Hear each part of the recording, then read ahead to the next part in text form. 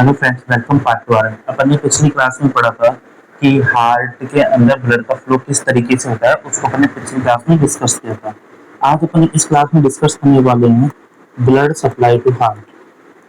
Blood supply to heart कि heart के अंदर भी तो मसल्स होती है, मायोकार्डियम होती है। तो हार्ट के अंदर जो मसल्स होती है उसको भी ऑक्सीजन चाहिएगा, उसको भी CO2 बाहर निकालनी होती है। ठीक है, अपन ये भी कह सकते हैं कि हार्ट की मसल्स को भी न्यूट्रिशन चाहिएगा। ठीक है, तो हार्ट की मसल्स को भी कंटिन्यू किसकी जरूरत होती है? ब्लड सप्लाई की जरूरत होती है। और हार्ट की मसल्स को ब्लड सप्लाई कौन करता है? Coronary artery. तो यदि कोई आपसे पूछे कि हार्ट को ब्लड सप्लाई करने वाली आर्टरी कौन सी होती है, तो आंसर जाएगा कोरोनरी आर्टरी। क्लियर हुई इतनी बात? हार्ट को कौन सी आर्टरी सप्लाई करती है? कोरोनरी आर्टरी हार्ट को क्या करती है? सप्लाई करती है। ठीक है, अपन यहाँ पे मेन बात करते हैं। देखो, हार्ट को तो ब्लड सप्लाई बहुत कंटिन्यू चाहिए होती है। क्यों चाहिए होती है? क्योंकि हार्ट कभी थकता नहीं है। हार्ट क्यों नहीं था? एक तो लॉन्ग रिफ्रैक्टरी पीरियड होता है इसका, आपको पहले ही बताया था। तो दूसरा रीजन बताया था, इसको कंटिन्यू ऑक्सीजनेटेड ब्लड मिलता है। ठीक है, आपको एक इंटरेस्टिंग पॉइंट और बता देता हूँ कि हार्ट पहला ऑर्गन है। Heart is first organ which receive blood. ठीक है, विच रिसीव ब्लड। ब्लड को रिसीव करने वाला सबसे पहले जिस ऑर्गन की ब्रांच निकलती है, देखो जैसे ये हार्ट है और हार्ट से अरोटा निकलता है। ठीक है, अरोटा से फिर आर को फरोटा बनता है। अरोटा आर को फरोटा बनता है और उसके बाद डिसेंडिंग अरोटा आता है। ठीक है, तो अरोटा के 3 पार्ट होते हैं। असेंडिंग अरोटा, फिर यहाँ पे आर को फरोटा बनता है एंड उसके बाद आता है डिसेंडिंग होता है। ठीक है, और इससे बीच बीच में अलग अलग ऑर्गन की वेसल्स निकलती रहती है। कोई किडनी की निकल गई, कोई सीलेट ट्रंक निकल गया, लेकिन सबसे पहले जो निकलती है वो कोरोनरी आर्टरी होती है। फर्स्ट ब्रांच होती है। यदि अपन बात करें फर्स्ट ब्रांच कौन सी होती है, first branch of aorta, aorta की पहली ब्रांच कौन सी होती है, तो आंसर जाएगा कोरोनरी आर्टरी। कौन सी होती है? कोरोनरी आर्टरी होती है। क्लियर हुई इतनी बात? कि यदि आपसे ये क्वेश्चन आता है कई बार कि अरोटा से निकलने वाली सबसे पहली ब्रांच कौन सी होती है, तो आंसर जाएगा कोरोनरी आर्टरी। ठीक है, अब ये है कि coronary artery total cardiac output का कितना परसेंट ब्लड रिसीव करती है। ये क्वेश्चन भी आता है कि जो कोरोनरी आर्टरी होती है, कोरोनरी आर्टरी होती है, वो टोटल कार्डियक आउटपुट का, टोटल कार्डियक आउटपुट जो आपका 5 लीटर की समथिंग होता है, उसका कितना परसेंट रिसीव करती है, तो आंसर जाएगा 4 से 5% ऑफ टोटल कार्डियक आउटपुट। ठीक है, तो अपन कह सकते हैं coronary artery receive 4 to 5% blood per minute, 1 minute में, of total cardiac output. Total cardiac output का 4 से 5% ब्लड है, वो कौन लेती है? कोरोनरी आर्टरी लेती है। आपको इसके लिए एक बहुत अच्छा सा निमोनिक भी मैं आपको बता देता हूँ कि सबसे ज्यादा लिवर लेता है। आपको पता है सबसे ज्यादा ब्लड है कार्डियक आउटपुट का, वो लिवर लेता है। उसके बाद में किडनी लेती है। ठीक है, उसके बाद में मसल्स लेती है। इसकी ट्रिक है ना, लेकिन ट्रिक है, लेकिन कल मेरा बेस्ट सीन है, ये इसकी ट्रिक है ना। लेकिन कल मेरा बेस्ट सीन है। ठीक है, इसमें लेकिन मतलब एल से है लीवर, ठीक है, के से हो जाता है किडनी, ठीक है, एम से हो जाता है मसल्स, इसमें स्पेशली स्केलेटल मसल्स है ना, बी से हो जाता है ब्रेन, बी से ब्रेन हो जाता है, एंड एस से हो जाता है स्किन, एंड एच से हो जाता है आपका हार्ट। ठीक है, अब लीवर कितना परसेंट लेता है? लीवर लेता है 25%। टोटल कार्डियक आउटपुट का 25% ब्लड है वो लीवर लेता है। किडनी लेती है 20% ब्लड, स्केलेटल मसल लेती है 15%, ब्रेन लेता है 13 से 15%। ठीक है, ब्रेन 13 से 15% लेता है, स्किन लेती है 4 से 5% और हार्ट भी ऑलमोस्ट 4% से 5% लेता है। लेकिन ये इनका सीक्वेंस होता है वो बहुत अच्छी ट्रिक है। लेकिन कल मेरा बेस्ट सीन है, इससे आप बता सकते हो कि सबसे ज्यादा लिवर लेता है, मैक्सिमम टोटल कार्डियक आउटपुट का मैक्सिमम ब्लड सप्लाई है वो लिवर को होती है। क्लियर है? एक पॉइंट और लिखो जो एग्जाम में आते हैं, एग्जाम में एक पॉइंट और बहुत ज्यादा पूछा जाता है कि हार्ट जो ब्लड रिसीव करता है, हार्ट ब्लड रिसीव कर रहा है, ठीक है। अब तक आपने पढ़ा कि हार्ट की जो मसल्स है, हार्ट जो ब्लड रिसीव करता है वो किससे करता है, कोरोनरी आर्टरी से, ठीक है। ये अपन ने अब तक का पढ़ा। और ये भी अपन ने पढ़ा कि कितना पता है, 4 से 5% करता है वो फर्स्ट ब्रांच होती है। लेकिन मैं एक चीज पूछना चाहता हूँ कि हार्ट जो ब्लड रिसीव करता है वो ड्यूरिंग डायस्टोल करता है, ड्यूरिंग सिस्टोल करता है, वो ड्यूरिंग सिस्टोल करता है या ड्यूरिंग डायस्टोल करता है, ये क्वेश्चन भी आता है कि हार्ट अपना ब्लड है वो ड्यूरिंग डायस्टोल रिसीव करेगा या ड्यूरिंग सिस्टोल। और ये सब बात हो रही है लेफ्ट वेंट्रिकल की, आप लिख दो लेफ्ट वेंट्रिकल, ठीक है। कि लेफ्ट वेंट्रिकल के सिस्टोल के ड्यूरिंग ब्लड रिसीव करता है या डायस्टोल के ड्यूरिंग ब्लड रिसीव करता है, तो आपका आंसर जाने वाला है ड्यूरिंग डायस्टोल, ये सही जाएगा। जबकि सिस्टोल के टाइम पे ब्लड को रिसीव नहीं करता है, ब्लड को रिसीव करता है हार्ट, वो ड्यूरिंग डायस्टोल करता है। इसका रेशनल भी सुनो क्या है, देखो। सबसे पहले आपको इसका रेशनल बताऊंगा, लेकिन उससे पहले आप ये याद करो कि जो कोरोनरी आर्टरी है, कोरोनरी आर्टरी है, इसका अराइज कहाँ से होती है, ये कहाँ से डेवलप होती है, कहाँ से अराइज होती है, ये अपन को पता होना चाहिए कि कोरोनरी आर्टरी कहाँ से अराइज हो रही है, कहाँ से कोरोनरी आर्टरी है वो डेवलप हो रही है, ठीक है। तो आपको मैं बताता हूँ कि जो कोरोनरी आर्टरी, आपको मैंने इससे पहले एक वाल्व बताया था, एरोटिक वाल्व, आप सबने पढ़ा होगा, एरोटिक वाल्व पढ़ा था अपन ने। और मैंने ये भी बताया था कि एरोटिक वाल्व में भी क्या होते हैं, 3 कस्प होते हैं, ठीक है। 3 कस्प कौन कौन से होते थे ये भी अपन ने देखा था कि एक कस्प होता था राइट कोरोनरी कस्प, दूसरा होता था left coronary cusp, right coronary cusp और लेफ्ट कोरोनरी कस्प, और तीसरा देखा था अपने नॉन कोरोनरी कस्प, ठीक है। ये अपने 3 कस्प देखे थे। उसके बाद मैंने बताया था कि हर कस्प होता है, तीनों लीफलेट हैं, तीनों कस्प से 2 स्ट्रक्चर निकलती हैं, ठीक है। एक तो बताया था मैंने वालसाल्वा ऑफ साइनस, या साइनस ऑफ वालसाल्वा, उल्टा कर लो है ना, सॉरी मैं ही लिख देता हूँ। एक तो अपन ने पढ़ा था साइनस ऑफ वालसल्वा होती है, इनके ऊपर होती है, ठीक है। जो लीफलेट है इनसे ऊपर एक स्ट्रक्चर होती है, साइनस ऑफ वालसल्वा होती है। और एक पढ़ा था अपने अर्निटियस, अर्निटियस स्ट्रक्चर ने पढ़ी थी, ठीक ठीक है। अपन ने पढ़ा अरेंटियस नोडुल पढ़े थे अपन, है ना, इस पर से लिख देता हूँ, एरेंटियस ऑफ नोडुल ऑफ अरेंटियस है, अरेंटियस नोडुल्स अपन ने पढ़े थे, ठीक है। उसमें मैंने बताया था कि राइट कोरोनरी कस्प है, इसके आगे से निकलता है right sinus of Valsalva, left coronary artery इससे आगे से निकलेगा लेफ्ट साइनस ऑफ वालसल्वा, इसके आगे से कोई साइनस ऑफ वालसल्वा नहीं निकलता, ठीक है। मतलब कि अरोटा के 3 जो अरोटिक वाल होता है उसके आगे 2 स्ट्रक्चर होती है, जो अरेनेटियस होता है, जो कि उसका जो क्या बोलते हैं एनुलस होता है उसके बीच में, या हर लीफलेट के बीच में फाइब्रस सीट होती है, ठीक है। और साइनस और वालसल्वा क्या होता है कि हर लीफलेट के आगे एक कोरोनरी साइनस होता है, साइनस मतलब कि जहां से कोरोनरी आर्टरी थोड़ी फूली हुई होती है, ठीक है, अरोटा थोड़ा फूला होता है, उसको बोलते हैं। तो दो आपके पास क्या होते हैं, 2 साइनस होती है, तो राइट साइनस ऑफ वालसल्वा और एक लेफ्ट साइनस ऑफ वालसल्वा, ठीक है। कौन कौन से होते हैं, राइट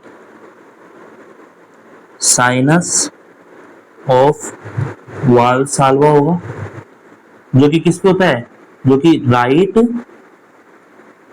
लीफलेट के ऊपर होता है, राइट लीफलेट ऑफ अरोटिक वाल के जस्ट अबोव होता है, ठीक है, क्लियर।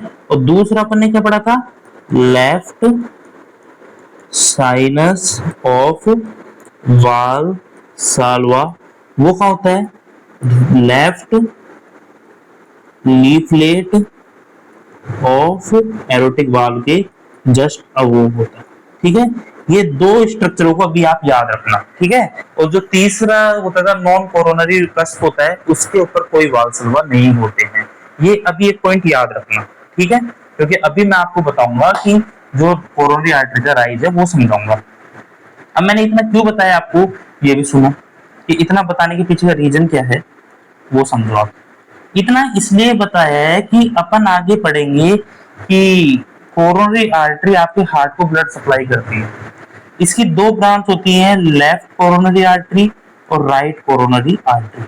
ठीक है, तो कोरोनरी आर्टरी की दो ब्रांच होती है, लेफ्ट कोरोनरी आर्टरी और right coronary artery. Right coronary artery का जो अराइज होता है वो होता है आपका कहां से, राइट साइनस ऑफ वाल्सल्वा से। ठीक है, और लेफ्ट कोरोनरी आर्टरी का अराइज कहां से होता है, वो होता है लेफ्ट साइनस ऑफ वाल्सल्वा से होता है। क्लियर, तो इसलिए मैंने आपको समझाया कि ये कहां से अराइज होते हैं। अब आपको समझ में आ गई होगी कि राइट साइनस ऑफ वाल्सल्वा कहां होता है, जो आपका राइट लीफलेट पढ़ा था अपन ने, अरोटा का राइट लीफलेट पढ़ा था या राइट कस्ट पढ़ा था, उसके जस्ट अबोव ये साइनस पाए जाते हैं। जबकि लेफ्ट वाला जो एरोटिक वाल्व है उसके जस्ट लेफ्ट लीफलेट है, उसके आगे आपको ये एलसीए का क्या मिलेगा, ओरिजिनेट मिलेगा। मतलब अपन याद रख सकते हैं, यदि कॉमन में बताएं कि इनका ओरिजिन कहां से होता है, तो अपन कह सकते हैं just above the aortic valve. Aortic valve है उसके जस्ट आगे ही इन दोनों कोरोनरी आर्टरी का सप्लाई स्टार्ट हो जाती है, ब्रांच निकल जाती है। तो सबसे पहली ब्रांच किसकी निकलती है, कोरोनरी आर्टरी की ही निकलती है। ये बात हुई आपको क्लियर हुई। ठीक है, अब अपन जो नेक्स्ट पॉइंट अपन पढ़ना चाह रहे हैं, जो मैंने आपसे पूछा था कि हार्ट को जो ब्लड की सप्लाई हो रही थी, हार्ट को ब्लड सप्लाई हो रहा था वो ड्यूरिंग डायस्टोल हो रहा था या सिस्टोल हो रहा था। डायस्टोल के ड्यूरिंग हो रहा था या जब लेफ्ट वेंट्रिकल सिस्टोल का हो रहा था तब हो रहा था। तो सिस्टोल के टाइम पे नहीं होता, वो होता है डायस्टोल के टाइम पे ही आपका जो ब्लड है हार्ट को सप्लाई होता है। आपका जो ब्लड है हार्ट को, जो ब्लड है कोरोनरी आर्टरी का, वो सप्लाई होता है और ड्यूरिंग डायस्टोल होता है। इसका रीजन सुनो, देखो सिस्टोल के ड्यूरिंग क्या होता है, जब वेंट्रिकल सिस्टोल होगा तो आपको पता है कि एरोटिक वाल्व क्या होता है, क्लोज होता है, सॉरी ओपन होता है। जब सिस्टोल होता है तो एरोटिक वाल्व क्या होगा, ओपन होगा। और जब एरोटिक वाल्व ओपन होता है तो आप याद रखना कि साइनस ऑफ वाल्सल्वा के ऊपर क्या पड़ता है, प्रेशर पड़ता है और वो क्लोज हो जाता है। ठीक है, जब एरोटिक वाल्व ओपन होंगे तो साइनस ऑफ वाल्सल्वा उसके जस्ट ऊपर होते हैं, उनके ऊपर प्रेशर पड़ता है तो वो क्लोज हो जाते हैं। इसलिए पहला रीजन तो ये कि सिस्टोल के टाइम पे आपको जो साइनस ऑफ वाल्सल्वा है वो क्लोज हो जाते हैं, इसलिए ब्लड सप्लाई नहीं होती है, क्योंकि यहीं से तो कोरोनरी आर्टरी का राइज हो रहा है। पहला रीजन तो ये है। दूसरा रीजन क्या है, दूसरा रीजन ये कहता है कि सिस्टोल के टाइम पे, सिस्टोल के टाइम पे आपको पता है ना मायोकार्डियम होती है। सिस्टोल के टाइम पे मायोकार्डियम में क्या होता है, कॉन्ट्रैक्शन होता है। ठीक है, और जब मायोकार्डियम में कॉन्ट्रैक्शन होगा, पूरी मसल्स में कॉन्ट्रैक्शन होगा, तो जो इसके आगे जाके ब्रांच निकलती है कोरोनरी आर्टरी है, लेफ्ट कोरोनरी आर्टरी होगी, राइट कोरोनरी आर्टरी है, वो भी क्या हो जाते हैं, पिचकने लगते हैं, स्क्वीज हो जाती है, या उनमें क्या हो जाता है, कॉन्ट्रैक्शन हो जाता है, जिससे ब्लड सप्लाई नहीं होती, जिससे ब्लड सप्लाई रुक जाती है। ठीक है, इसकी वजह से आपकी ब्लड सप्लाई है वो क्या हो जाती है, रुक जाती है। तो इस तरह अपन ने देखा कि हार्ट को ब्लड सप्लाई है वो ड्यूरिंग डायस्टोल मिलती है, सिस्टोल के टाइम पे हार्ट को ब्लड सप्लाई नहीं मिलती है। क्यों नहीं मिलती, पहला रीजन तो ये है कि जो आपका अराइज होता है कोरोनरी आर्टरी का अराइज होता है वो एरोटिक वाल्व के जस्ट ऊपर कोरोनरी साइनस से अराइज होता है या साइनस ऑफ वाल्सल्वा से अराइज होता है। जब वाल्व ओपन होता है सिस्टोल के टाइम पे क्या होता है, वाल्व ओपन होता है, एरोटिक वाल्व ओपन होगा।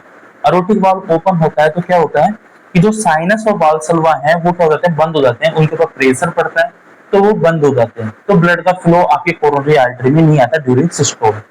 दूसरा रीजन ये होता है कि सिस्टोल के टाइम पे पूरी मायोकार्डियम क्या होती है, कॉन्ट्रैक्ट होती है। जब मायोकार्डियम कॉन्ट्रैक्ट होगी तो आपके जो कोरोनरी आर्टरी है उनके ऊपर प्रेशर पड़ेगा, वो भी क्या होगी, कॉन्ट्रैक्ट होगी और ब्लड सप्लाई रुक जाती है। इसलिए कहते हैं कि हार्ट को ब्लड सप्लाई वो ड्यूरिंग डायस्टोल मिलता है, सिस्टोल के टाइम पे नो ब्लड सप्लाई, सिस्टोल के टाइम पे नो ब्लड सप्लाई। और यदि होती भी है ना, कुछ बुक लिखते हैं कि मिनिमल सप्लाई होती है, मिनिमल सप्लाई होती है, जो भी किसको, सप्लाई टू एट्रियम।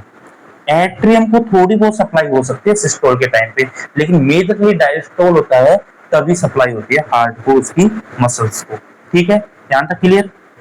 ठीक है, अब अपन पढ़ते हैं कि जो कोरोनरी आर्टरी है, अपन पढ़ेंगे जो कोरोनरी आर्टरी अपन ने पढ़ा, कोरोनरी आर्टरी ये भी आगे जाके दो पार्टों में डिवाइड होती है। इसकी भी दो ब्रांच होती है कोरोनरी आर्टरी की। एक तो मैंने कहा था कि जो लेफ्ट कोरोनरी साइनस से निकलते हैं वो होती है लेफ्ट कोरोनरी आर्टरी, और जो राइट कोरोनरी साइनस से निकलते हैं वो होती है राइट कोरोनरी आर्टरी। कहा जाता है कि 30 to 40% ब्लड है वो तो किस में जाता है, राइट कोरोनरी आर्टरी में जाता है, और जो आपका 60 to 70% जो ब्लड है वो किस में जाता है, आपका लेफ्ट कोरोनरी आर्टरी में जाता है। क्योंकि लेफ्ट वेंट्रिकल इनकी आपको मायोकार्डियम ज्यादा थिक होती है, या लेफ्ट वाले पार्ट की मायोकार्डियम होती है वो ज्यादा थिक होती है, इसलिए लेफ्ट वाले पार्ट को ब्लड भी ज्यादा चाहिए होता है। इसलिए कहते हैं कि लेफ्ट कोरोनरी आर्टरी को 60 से 70% ब्लड चाहिए होता है, जबकि राइट कोरोनरी आर्टरी को 30 से 40% ही ब्लड की नीड होती है। ठीक है, अब अपन स्टार्ट करते हैं राइट कोरोनरी आर्टरी। तो हेडिंग डालते हैं सबसे पहले राइट कोरोनरी आर्टरी। ठीक है, अपन देखते हैं राइट कोरोनरी आर्टरी। जगह नहीं बची आज।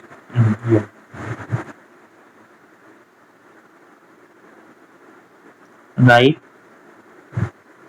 कोरोनरी आर्टरी, ठीक है, क्या बोल सकते हैं, आरसीए बोलते हैं। और अपन ये भी लिखते हैं यहाँ पे कि कितना परसेंट ब्लड मिलता है इसको, राइट कोरोनरी आर्टरी को कितना परसेंट ब्लड मिलेगा, राइट कोरोनरी आर्टरी को कितना परसेंट ब्लड मिलता है, इसको कम मिलता है, 30 to 40% ब्लड मिलेगा, जो आपकी कोरोनरी आर्टरी में जो 5% आता है ना उसका। ठीक है, अब इसके आगे कौन कौन सी ब्रांच होती है इसको देखते हैं। सबसे पहले जैसे राइट कोरोनरी आर्टरी निकलती है, जैसे सबसे पहले राइट साइनस ऑफ वाल्सरवा से राइट कोरोनरी आर्टरी निकलेगी, तो सबसे पहले इसकी ब्रांच निकलती है कोनस आर्टरी। ठीक है, कोनस आर्टरी आपको मैंने एक टर्म बताई थी, आरबीओटी बताया होगा या एलबीओटी बताया होगा, कि राइट वेंट्रिकल आउटफ्लो ट्रैक्ट बताए थे। तो ये जो उसकी जो एंटीरियर वॉल होती है ना, या जो इनफंडिबुलम एक स्ट्रक्चर भी बताई होगी, इसको अपन बोलते हैं इनफंडिबुलम आर्टरी भी बोलते हैं, इनफंडिबुलर आर्टरी भी बोलते हैं। जो इसका आउटफ्लो ट्रैक्ट होता है, जो वेंट्रिकल का आउटफ्लो ट्रैक्ट होता है, जो एंटीरियर सरफेस पे होता है, ठीक है, उसको ये ब्लड सप्लाई करती है। जब अपन ने बताया था कि जो एलवीओटी होता है, आरवीओटी जो इनका आउटफ्लो ट्रैक्ट होता है, वो डीपली स्ट्रक्चर होती है ना, कि इनका जो एग्जिट पॉइंट होता है वो आपका कौन होता है, पल्मोनरी वाल्व होता है। ठीक है, और जो एलवीओटी का लेफ्ट वेंट्रिकल का जो वो होता है एग्जिट गेट होता है, वो क्या होता है, एरोटिक वाल्व होता है। तो इनके अंदर एक ऐसी तरह इनफंडिबुलम स्ट्रक्चर होती है एंटीरियर वॉल की, उसको अपन क्या बोलते हैं, उसको अपन बोलते हैं इनफंडिबुलम। ठीक है, इनफंडिबुलम बोलते हैं। तो उसको जो सप्लाई करते हैं उसको बोलते हैं कोनस आर्टरी। दूसरी आपके आती है, ये पहली ब्रांच होती है, कोनस आर्टरी होती है वो इसकी पहली ब्रांच होती है। दूसरी ब्रांच आती है आपकी ऐसे नोडल आर्टरी निकलती है। क्या निकलती है, ऐसे नोडल आर्टरी निकलती है। आप यहाँ पे एक डायग्राम भी बनाते चलो, छोटा सा डायग्राम भी आप बना सकते हो। ये राइट कोरोनरी आर्टरी निकली थी, ठीक है, राइट कोरोनरी आर्टरी आपके हार्ट में एंट्री करी, और इसकी पहली ब्रांच तो क्या निकल गई, पहली ब्रांच तो इसकी निकल गई कोरोनरी, ये क्या है, राइट कोरोनरी आर्टरी। पहली ब्रांच क्या निकल गई, कोनस आर्टरी। कोनस आर्टरी किसको सप्लाई करेगी, जो इनका ट्रैक्ट है, जो राइट वेंट्रिकल आउटफ्लो ट्रैक्ट है या एंट्रियर वॉल है एक तरीके से, उसको सप्लाई करने वाली है। दूसरी ब्रांच निकलती है, वो क्या निकलती है, आपके आपको पता है कि एट्रियम में क्या होता है, ऐसे नोड होता है। आपके एट्रियम में क्या होता है, ऐसे नोड होता है। तो ये उस ऐसे नोड को सप्लाई करने वाली आर्टरी होती है। ठीक है, ऐसे नोडल आर्टरी। और ये भी देखा जाता है कि मैंने इसको राइट कोरोनरी आर्टरी भी क्यों बताया, ऐसा बताया जाता है कि 60 से 70% लोग होते हैं उसमें ऐसे नोडल आर्टरी है वो किससे निकलते हैं, आरसीए से निकलते हैं, राइट कोरोनरी आर्टरी की पार्ट होती है। जबकि ऐसा बताया था कि 30 to 40% लोगों में जो ऐसे नोडल आर्टरी होती है वो लेफ्ट कोरोनरी आर्टरी की ब्रांच होती है। तो किसी की भी हो सकती है, कुछ मान लो आपके शरीर में ऐसा नोडल आर्टरी है वो लेफ्ट कोरोनरी आर्टरी से निकलती है, इनके शरीर किसी दूसरे इंसान के शरीर में ऐसे नोडल आर्टरी वो राइट कोरोनरी आर्टरी से निकल रही हो। लेकिन ज्यादातर देखा गया है, 60 से 70% देखा गया है कि ऐसे नोडल आर्टरी होती है वो राइट कोरोनरी आर्टरी से ही निकलती है। ठीक है, इसके बाद में थोड़ा सा और आगे चलोगे आप, तो यहाँ पे क्या है, ऊपर मान लो एट्रियम है, ऊपर एट्रियम है, नीचे वेंट्रिकल, ये बीच में से आ रही है, तो फिर एट्रियम को सप्लाई करने के लिए आपकी क्या निकलती है, एक ब्रांच निकलती है। ठीक है, तो तीसरी ब्रांच कौन सी हो जाएगी आपकी, राइट एट्रियल ब्रांच, जो किसको सप्लाई करेगी, राइट एट्रियम को करेगी। कौन सी है, राइट एट्रियल ब्रांच। ये राइट एट्रियल ब्रांच है, वो किसको सप्लाई करेगी, सप्लाई टू राइट एट्रियम। ये आपके राइट एट्रियम है, उसको ब्लड सप्लाई करेगी, सप्लाई टू राइट एट्रियम। ये राइट एट्रियम को सप्लाई करती है। ठीक है, चौथी ब्रांच, अब राइट एट्रियम को सप्लाई करा है तो राइट वेंट्रिकल को भी सप्लाई करेगी। तो ये तो आपके ऐसे नोडल हो गई, ये आपके राइट एट्रियम की हो गई। अब ये होगी आपके राइट वेंट्रिकल, जो राइट वेंट्रिकल को ब्लड सप्लाई करेगी, तो ये कौन सी होगी, राइट वेंट्रिकुलर ब्रांच। कौन सी होगी, राइट वेंट्रिकल ब्रांच। ठीक है, राइट वेंट्रिकुलर ब्रांच। क्लियर, तो मतलब कि राइट एट्रियम को सप्लाई हो गई, राइट एट्रियम में ऐसे नोड को हो गई, राइट वेंट्रिकल में सप्लाई हो गई। अब जो हार्ट की जो लेटरल वॉल होती है, अभी नीचे आएगी, हार्ट की जो लेटरल वॉल होती है उसको सप्लाई करने के लिए भी आर्टरी निकलती है। हार्ट की लेटरल वॉल को भी सप्लाई करने के लिए आर्टरी निकलती है, जिसको अपन क्या बोलेंगे, मार्जिनल आर्टरी। ठीक है, तो उसके बाद नेक्स्ट आर्टरी कौन सी आएगी, पांचवी, मार्जिनल आर्टरी। कौन सी आएगी, मार्जिनल आर्टरी आती है। और ये मार्जिनल आर्टरी किसको सप्लाई करेगी, लेटरल बॉर्डर, जो राइट लेटरल बॉर्डर है ऑफ राइट साइड हार्ट। ठीक है, जो राइट साइड का हार्ट है उसकी जो लेटरल वॉल है उसको सप्लाई करेगी आपकी मार्जिनल आर्टरी। क्लियर, तो ये अपन ने 5 आर्टरी पढ़ी। फिर 6 नंबर पे आपकी आर्टरी आती है, वो आती है एबी नोडल आर्टरी, जो एबी नोड को सप्लाई करेगी। तो 6 नंबर पे आती है एबी नोडल आर्टरी। ठीक है, एबी नोडल आर्टरी, जो एबी नोड होती है इंटरवेंट्रिकुलर सेप्टम पे, जो एबी नोड होती है उसको सप्लाई करने के लिए निकलती है। ये इसके बाद में निकलती है कि ये वेंट्रिकल से ऊपर होके जाती है ना, तो यहाँ पे निकलेगी आपकी एबी नोडल आर्टरी, तो यहाँ से फिर वेंट्रिकल को सप्लाई करती है। ठीक है, ये किसको सप्लाई करेगी, एबी नोड को सप्लाई करती है। तो जो एबी नोड को सप्लाई करेगी, एबी नोडल आर्टरी। अब सबसे इंपॉर्टेंट आर्टरी आती है, और ये समझ लेना, वेरी वेरी इंपॉर्टेंट है, पीडीए। पूरा नाम है posterior descending artery. Posterior descending artery ये आपके सप्लाई करता है जो इंफीरियर वॉल होती है, inferior wall of both ventricle, दोनों वेंट्रिकल की या पूरे हार्ट की जो नीचे की वॉल होती है उसको कौन सप्लाई करेगा, पीडीए करेगी। साथ में पोस्टीरियर पार्ट को, पोस्टीरियर पार्ट ऑफ हार्ट को, हार्ट का मेजरली पोस्टीरियर पार्ट होता है, वो भी कौन करता है, पीडीए करती है। साथ में बताया जाता है कि जो इंटरवेंट्रिकुलर सेप्टम होता है, कौन सा होता है, इंटरवेंट्रिकुलर सेप्टम होता है, उसका जो पोस्टीरियर 1/3 पार्ट होता है उसको भी यही सप्लाई करेगी, पीडीए, पोस्टीरियर डिसेंडिंग आर्टरी। अब ये पोस्टीरियर डिसेंडिंग आर्टरी की बात ये है कि जरूरी नहीं है ये राइट कोरोनरी आर्टरी से ही डेवलप हो, जरूरी नहीं है कि ये राइट कोरोनरी आर्टरी से ही डेवलप हो। ठीक है, ये आपके लेफ्ट कोरोनरी आर्टरी से भी डेवलप हो सकती है। ठीक है, ये आपके राइट कोरोनरी आर्टरी से भी डेवलप हो सकती है, लेफ्ट कोरोनरी आर्टरी से भी डेवलप होती है ना। इसके लिए अपन एक टर्म यूज करेंगे आके, डोमिनेंस। ठीक है, तो अपन ने सीक्वेंस क्या दिखा, अपन ने सीक्वेंस दिखा कि सबसे पहले राइट कोरोनरी आर्टरी की अपन बात करें कि राइट कोरोनरी आर्टरी में कैसे होता है, सबसे पहले क्या निकलती है, कोनस आर्टरी निकलती है, उसके बाद में एसिनोड आर्टरी निकलती है, उसके बाद में राइट एट्रियम की आर्टरी निकलती है, उसके बाद में राइट वेंट्रिकल की निकलती है, राइट वेंट्रिकल आर्टरी के बाद में मार्जिनल आर्टरी निकलती है, मार्जिनल आर्टरी के बाद में एबी नोड की निकलती है, एबी नोड के बाद में पीडीए निकलती है। ठीक है, पीडीए के बारे में अपन आगे डिस्कस करते हैं, या अभी आपको मैं बता देता हूँ पीडीए के बारे में क्या होता है, उसको आप समझना। डोमिनेंस ऑफ हार्ट एक अपना टॉपिक आता है, डोमिनेंस ऑफ हार्ट। ठीक है, इसको समझते हैं, आपको पीडीए समझ में आ जाएगा अपने आप। तो समझो, डोमिनेंस ऑफ हार्ट। ठीक है। आपको पहले ये पता होना चाहिए कि पीडीए क्या थी। आपको पता है कि पीडीए क्या थी, सॉरी, पीडीए एक आर्टरी थी, पोस्टीरियर डिसेंडिंग आर्टरी। ये आपके हार्ट का जो इंफीरियर बॉर्डर होता है, इंफीरियर बॉर्डर है दोनों हार्ट के, दोनों वेंट्रिकल का ना, राइट और लेफ्ट दोनों का इंफीरियर बॉर्डर है उसको, और जो पोस्टीरियर 1/3 है सेप्टम का, इंट्रावेंट्रिकुलर सेप्टम है, उसको ब्लड सप्लाई करता है। इतना आपको पता होना चाहिए, क्लियर है ना, आगे सब समझ में आ जाएगा। डोमिनेंस ऑफ हार्ट क्या होता है कि इंसान होता है वो 3 टाइप का होता है, ठीक है। इंसान का हार्ट है वो 3 टाइप का होता है, ठीक है। पहला होता है राइट डोमिनेंस हार्ट, ठीक है। दूसरा होता है left dominance heart, and third होता है को डोमिनेंस।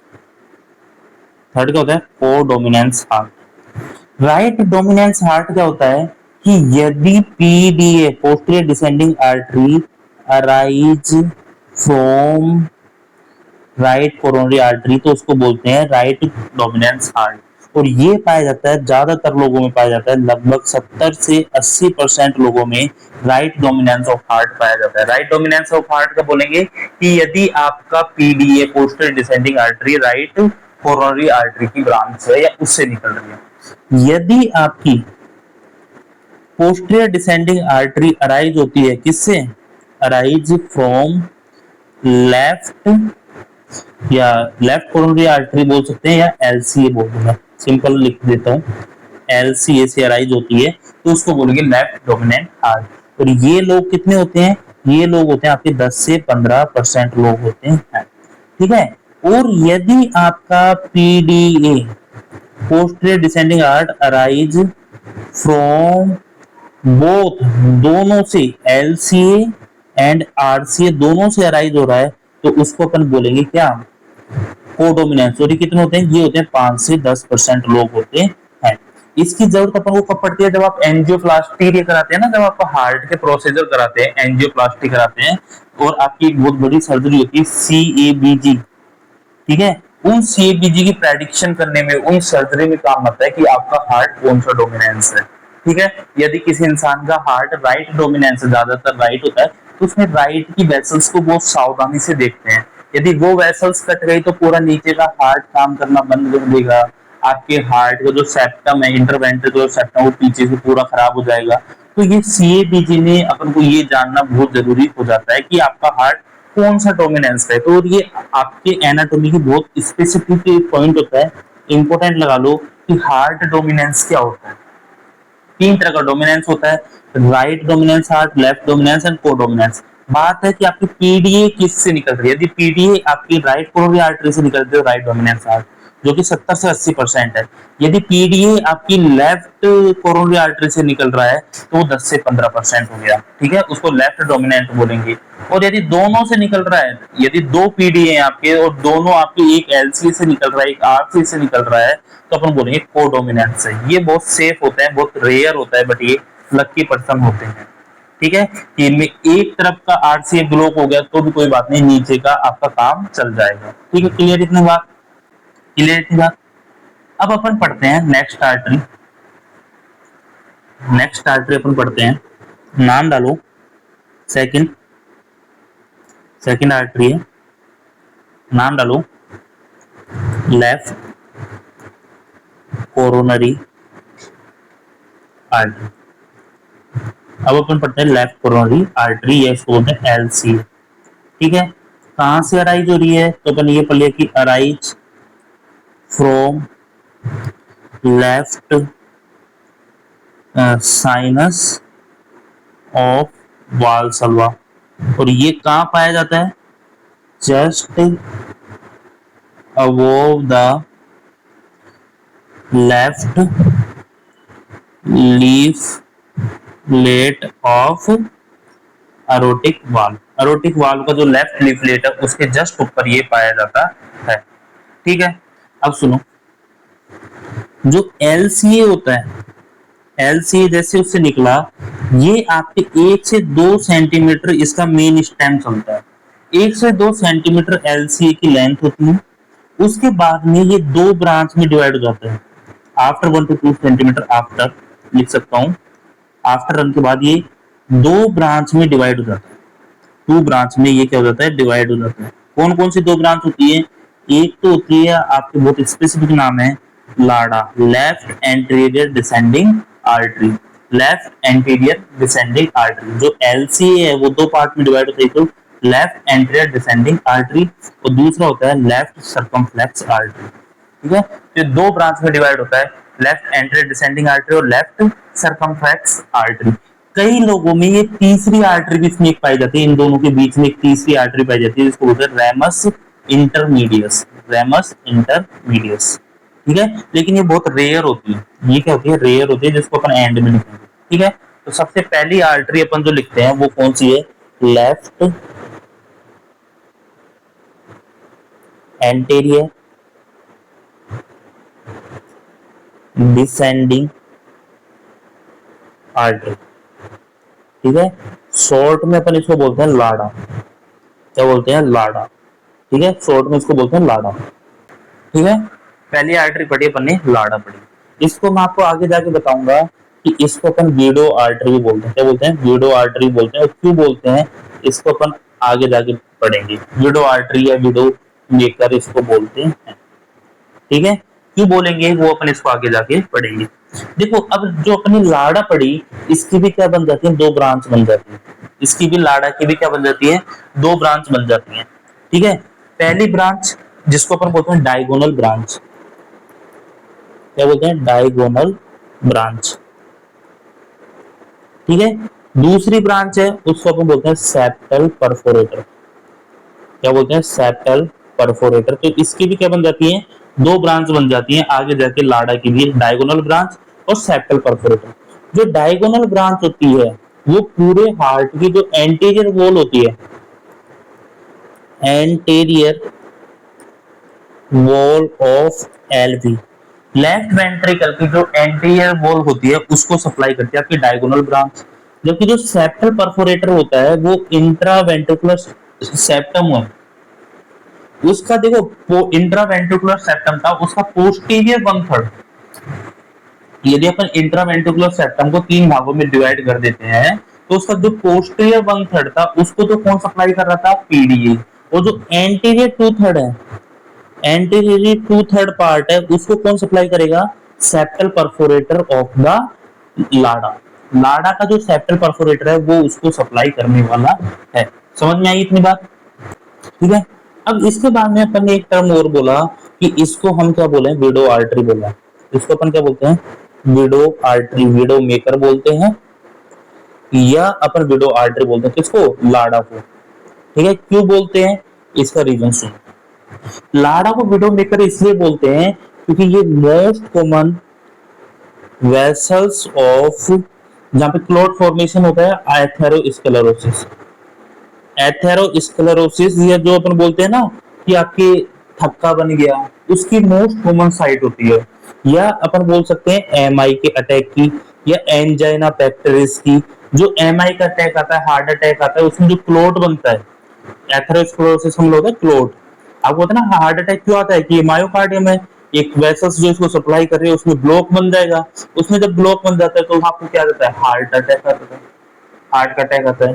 तो जो हार्ट अटैक आता है जिसको अपन इंग्लिश में बोलते हैं मायोकार्डियल इंफार्क्शन, ठीक है, या एंजाइना पेक्टोरिस पढ़ते हैं इसको आगे जाके, हार्ट अटैक को बोलते हैं अपन।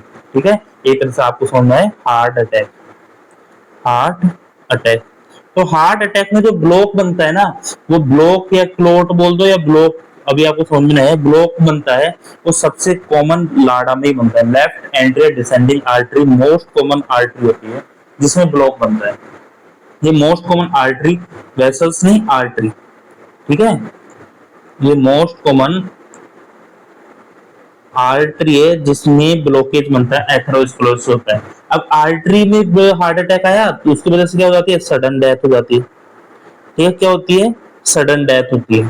ठीक है, और ये जो होती है वो कॉमन होती है मेल में। फीमेल में आपको पता है हार्ट अटैक इतना ज्यादा नहीं आता, फीमेल में हार्ट अटैक कम आता है। फीमेल में MI का केस कम देखने को मिलता है compare than the female. Sorry compare than the male, male में हार्ट अटैक ज्यादा आता है, क्यों? क्योंकि फीमेल में एक हार्मोन होता है एस्ट्रोजन, फीमेल में एक हार्मोन होता है एस्ट्रोजन, जो एक तरह से नेचुरल नेचुरल सॉफ्टनर का काम करता है, नेचुरल सॉफ्टनर का काम करता है, या हल्का सा वो वेजो डायलेशन करता है, क्या करता है? वेजो डायलेशन करके रखता है। अब वेजो डायलेशन करके रखेगा तो बीपी क्या होता है आपका? कम होगा, और जब बीपी कम होगा, वेजो डायलेशन रहेगा, वहां पे क्लोट भी कम बनेगा, क्लोट की रिस्क भी क्या हो जाएगी? कम हो जाएगी। तो फीमेल में हार्ट अटैक कम आता है क्योंकि फीमेल में एस्ट्रोजन हार्मोन होता है। ये एस्ट्रोजन हार्मोन एक तो क्या होता है कि नेचुरल सॉफ्टनर होता है, वेजो डायलेशन करके रखता है। दूसरा कारण है ये स्मूथनेस बना के रखता है, स्मूथनेस ऑफ वेसल्स, ये वेसल्स की क्या करता है? स्मूथनेस बना के रखता है, जिससे कि प्लेटलेट का क्या नहीं बनता? प्लग नहीं बनता। अब प्लेटलेट का प्लग भी तो आपकी क्लोट बनाता है, एथेरोस्क्लेरोसिस करता है। तो इन दोनों कारण से क्या होता है? फीमेल में फीमेल सेफ रहती है, ठीक है। कब तक? जब तक उसका मीनोपोज ना हो, तब तक ही। मीनोपोज के बाद तो फीमेल में भी एस्ट्रोजन कम हो जाता है ना, तो ये सब भी याद रखना कि जब एस्ट्रोजन, फीमेल के अंदर एस्ट्रोजन होता है, वो प्री मीनोपोजल में रहता है, ठीक है। पोस्ट मीनोपोजल होता है, उसमें तो वो ही कंडीशन आ जाती है कि वो मेल के बराबर रिस्क हो जाती है पोस्ट मीनोपोजल में। लेकिन प्री मीनोपोजल में जो फीमेल होती है उसके अंदर एस्ट्रोजन हार्मोन होता है, जिसकी वजह से उनमें एमआई का चांस कम होता है। अब एमआई का चांस किस में आएगा? मेल में आएगा। एमआई का चांस किस में आएगा? मेल में आएगा। और जो मेल की, तो यहाँ पे मेल में अपन क्या कह सकते हैं कि एलएडीए की वजह से किसकी डेथ होती है? मेल की डेथ हो रही है। और जब मेल की डेथ होगी तो विडो कौन बनेगी? फीमेल। तो यहाँ पे फीमेल है वो क्या बन जाती है? विडो बन जाती है, ठीक है। इसलिए इसको अपन क्या बोलते हैं? विडो मेकर बोलते हैं, ठीक है। क्या बोलते हैं? विडो मेकर बोलते हैं, क्योंकि most common site of MI attack कौन सी होती है? वेसल्स कौन सी होती है? वो होती है आपकी लाड़ा ही होती है। क्लियर? किस किस को सप्लाई करती है लाड़ा? लाड़ा सप्लाई करती है anterior wall of the LV, major जो एलवी है उसका एंटीरियर पार्ट है उसको सप्लाई करती है, और दूसरा इंट्राविनस, सॉरी इंट्रावेंट्रिकुलर जो सेप्टम है उसको सप्लाई करती है, ठीक है। अब अपन इसकी सेकंड ब्रांच थी उसको देख लेते हैं। सेकंड ब्रांच कौन सी थी? हाँ, सेकंड ब्रांच को अपन देखते हैं, जो आपकी कौन सी थी? Left, sorry left circumflex artery. कौन सी थी? लेफ्ट सरकमफ्लेक्स आर्टरी, जिसको बोलते हैं एलसीएक्स। क्लियर? अब जो एलसीएक्स थी ना, जो लेफ्ट सरकमफ्लेक्स आर्टरी थी, इसके भी क्या है? दो पार्ट में डिवाइड हो जाती है ये। एक तो होती है obtuse marginal artery, obtuse marginal artery, एक तो ये होती है ऑब्ट्यूस मार्जिनल आर्टरी। और जो दूसरी होती है वो कौन सी होती है? वो होती है पोस्टीरियो लेटेरल आर्टरी, ठीक है। एक होता है पोस्टेरो लेटरल और एक होता है ऑब्ट्यूस मार्जिनल। ऑब्ट्यूस मार्जिनल होती है वो किसको सप्लाई करती है? वो ऑब्ट्यूस मार्जिनल है, ये आपका जो लेफ्ट साइड का हार्ट था उसके एंटीरियर पार्ट को तो किसने सप्लाई कर दिया? लाड़ा ने कर दिया था। अब जो लेटरल पार्ट है, जो लेटरल वॉल बोल सकते हैं ऑफ लेफ्ट हार्ट की, लेफ्ट हार्ट की जो लेटरल वॉल है उसको सप्लाई करेगी, ठीक है। साथ में लेफ्ट एट्रियम है उसका थोड़ा सा पार्ट है उसको सप्लाई करेगी। लेफ्ट एट्रियम के थोड़ा ये पीछे घूम के जाती है। देखो ये पूरी अपन बात करें लेफ्ट सर्कमफ्लेक्स आर्टरी, ये जो लेफ्ट साइड का हार्ट है इसके पूरा पीछे घूमती है, जबकि आगे की तरफ सप्लाई किसने कर दी? आगे की तरफ सप्लाई कर दी लाड़ा ने, लाड़ा ने। क्योंकि ये आर्टरी है ये पीछे घूम के जाएगी, लेकिन यहाँ से बीच में से ब्रांच निकलती है जिसको बोलते हैं ऑब्ट्यूस मार्जिनल। जो जो साइड वाला पार्ट है इसको सप्लाई करेगी, लेकिन पीछे वाले पार्ट को कौन करेगी? पोस्टेरियो लेटरल, ये पोस्टेरियर पार्ट को करती है। किसको करती है? पोस्टेरियर पार्ट को करती है। और ये भी मैंने बताया था कि पीडीए का अराइज होता है, यदि पीडीए अराइज होती है कितने लोगों में होती है? मैंने बताया 10 से 15% लोग ऐसे होते हैं जो लेफ्ट डोमिनेंस होती हैं, उनमें पीडीए अराइज होती है, तो वो भी इसी artery posterior posterior lateral artery है उसी से सप्लाई होती है, ठीक है। तो ये अपने देखा कि लेफ्ट सर्कमफ्लेक्स आर्टरी है वो आपका जो ये हार्ट होता है उसका जो लेफ्ट साइड का हार्ट है उसमें एक तो कहते हैं एंटीरियर में तो लाड़ आ गई, ठीक है, और ये राइट कोरोनरी आर्टरी, लेफ्ट को सर्कमफ्लेक्स आर्टरी जा रही थी पीछे घूम के, लेकिन इसमें से एक साइड में भी निकल गई, ऊपर भी निकल गई, नीचे भी निकल गई। वो किसको सप्लाई करती है? वो होती है पोस्टीरियर मार्जिनल आर्टरी, जो इसकी लेटरल वॉल को करेगी, और ये बाकी का जो पोस्टीरियर लेटरल है वो उसके पीछे वाले पार्ट को सप्लाई करती है। क्लियर? तो ये अपन ने हार्ट की सप्लाई देखी, और मैंने ये भी बताया था कि लेफ्ट कोरोनरी आर्टरी है, इसकी दो ब्रांच है, एक तो लाड़ा, ठीक है, और दूसरी पड़ी थी लेफ्ट सर्कमफ्लेक्स आर्टरी, जो लेफ्ट सर्कमफ्लेक्स आर्टरी दो भागों में, ऑप्टिकल मार्जिनल और पोस्टीरियर लेटरल में डेवलप हो गई। लाड़ा थी वो डायगोनल आर्टरी में डेवलप हो गई थी, एक डायगोनल आर्टरी बनी थी उससे, और एक सेप्टल परफोरेटर बनी थी, और इनके बीच में तीसरी ब्रांच और बन जाती है कई बार, जो इन दोनों के बीच में से निकलेगी, ठीक है, इन दोनों के बीच में से निकलते हैं, यहाँ से निकल गई। कई लोगों में होता है, रेयर में ही हो जाता है बिटवीन बोथ, यदि इन दोनों के बीच में से निकलती है उसको क्या नाम देते हैं अपन? Ramus intermedius. इन दोनों के बीच में से निकले इसलिए रेमस इंटरमीडियस देते हैं, लेकिन ये रेयर होती है, रेयर पीपल, बहुत कम लोग हैं जिनमें ये पाई जाती है। अब एक इंपॉर्टेंट पॉइंट और सुन लो, नोट लगा के लिखना, कि जितना भी कंडक्टिव सिस्टम है, आपने जितना भी कंडक्टिव सिस्टम पढ़ा, कंडक्टिव सिस्टम, ठीक है, चाहे वो ऐसे नोड हो, चाहे वो एबी नोड हो, सबको जो सप्लाई करता है वो कौन करता है? राइट कोरोनरी आर्टरी करता है। तो ये अपना जितना भी कंडक्टिव सिस्टम है उसको जो ब्लड की सप्लाई है वो कौन करेगा? राइट कोरोनरी आर्टरी करेगी। एक्सेप्ट, बस किसको नहीं करता? ये बस करता है left bundle of conductive system. Left bundle of branch है वो ही आपके क्या है, जितने भी कंडक्टिव सिस्टम है उनको कौन करेगा?